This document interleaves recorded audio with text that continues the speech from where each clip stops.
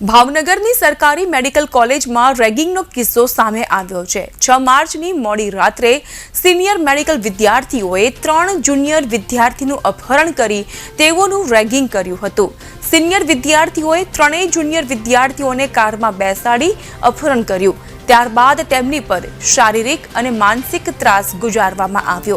આરોપીઓએ પીડિત વિદ્યાર્થીઓને માર મારી જાનથી મારી નાખવાની ધમકીઓ પણ આપી હતી। ગંભીર ઈજાઓને કારણે 3 વિદ્યાર્થીઓને સારવાર અર્થે હોસ્પિટલ ખસેડાયા। પોલીસે ઘટનામાં ફરિયાદ લઈ આગળની કાર્યવાહી હાથ ધરી છે। આ ઘટના ખૂબ જ નિંદનીય છે, ખૂબ જ દુઃખનીય છે અને ખૂબ જ ગંભીર ઘટના છે। આ ઘટના જ્યારે મને પહેલી વખત જાણવા આવી ત્યારે મને પણ રડવું આવ્યું હતું અને અહીંયા કોઈ પણ વિદ્યાર્થીઓ ઊભા છે એને પણ રડવું આવી જાય એવી ઘટના છે। આ ઘટના છે એ અમે અત્યારે વર્ણવી નથી શકતા, પણ આ ઘટનાની અંદર વિદ્યાર્થીઓનું અપહરણ થયેલું છે, એમના પર રેગિંગ થયેલું છે, એમના પર મારામારી થયેલી છે, એમના પાસેથી પૈસાની માંગણી પણ થયેલી છે।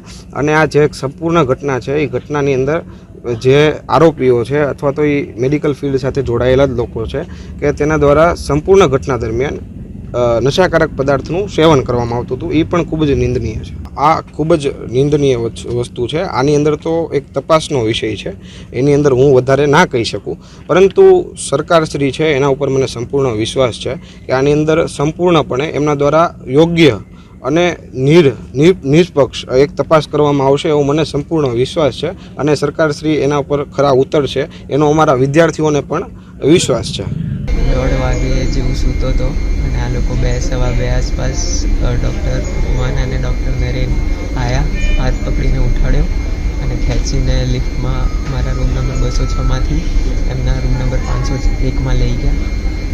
લિફ્ટમાં કોન્સ્ટન્ટ પોતાના હાથ દેખાડતા હતા, હાથ જોઈ લે, મારા હાથ જોઈ લે તારા ભાઈબંધોનો શું હાલ કર્યો છે, જોઈ લે। પછી 501માં લઈ ગયા।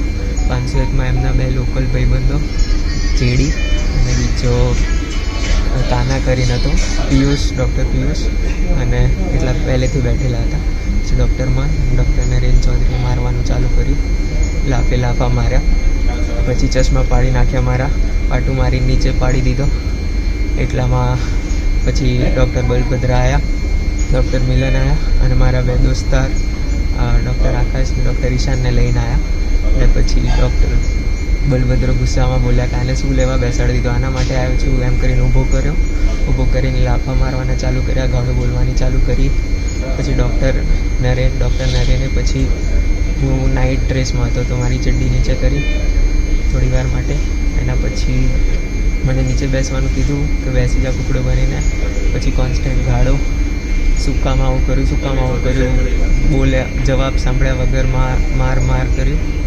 ગઈકાલે રાત્રે 6 તારીખના રોજ આશરે 10:30 આજુબાજુ હું કોલેજના રીડિંગ રૂમમાંથી બહાર નીકળી અને મારા મિત્ર ડૉક્ટર અવનને મળવા જતો હતો, ત્યારે કોલેજની બાજુમાં આવેલા સર્કલે મારા તે બેચના એક સિનિયર ડૉક્ટર બલભદ્રસિંહ ગોહિલે મને ઊભો રાખ્યો અને બળજબરીપૂર્વક એની ગાડીમાં બેસાડી અને મારા જ એક કલીગ ડૉક્ટર ઈશાનને બોલાવવા માટે કહ્યું અને એમણે મનાઈ કરી હતી કે કોણ બોલાવે છે અને શા માટે બોલાવે છે એને જાણ ના કરતો। ડૉક્ટર ઈશાન આવ્યા બાદ એને પણ બળજબરીપૂર્વક ગાડીમાં બેસાડી અને તેનો ફોન જપ્ત કરી લીધો હતો। ત્યારબાદ તેણે ભાવનગરના વિવિધ રસ્તાઓને ફેરવી ગાડીની અંદર અને ડ્રાઈવ એરિયામાં અવરું જગ્યાએ લઈ જઈને ગાડીમાંથી બહાર કાઢીને ટોટલ 8 અલગ અલગ લોકોએ અમારી સાથે મારપીટ કરી હતી અને એ લોકો સતત ગાંજાનું અને સિગરેટનું સેવન કરતા હતા અને અમને પણ કરવા માટે ફોર્સ કરતા હતા। આ સિવાય અલગ અલગ પ્રકારની ગાળો કે જે આપણે જાહેરમાં બોલી બી ના શકીએ એવી કન્ટિન્યુઅસ ગાળો દીધી છે અને અમારું શારીરિક અને માનસિક શોષણ કર્યું છે।